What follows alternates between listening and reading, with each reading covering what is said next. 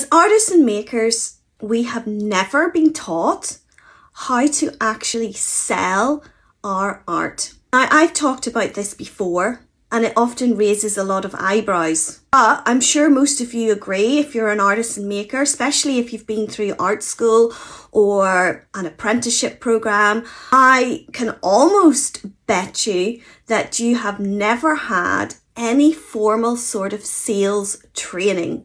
And the reason for that is, I can also guarantee that the tutors, lecturers that taught you didn't come from a business background. They were artists and makers themselves. And so they haven't a clue about how to run an actual business. Now, I've been in business as a jeweller for over 30 years. And I can tell you that nobody taught me how to sell.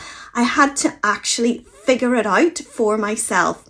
And I did this through necessity. Years ago, there weren't a myriad of self-help business guru books. We didn't even have the internet. There wasn't even such thing as mentors or coaches. You might have got a business advisor, but traditional business advice for me as a female artist was typically from men in suits who thought I was playing at a hobby. In fact, one of my first mentors asked me, was I just a silly little girl playing shop?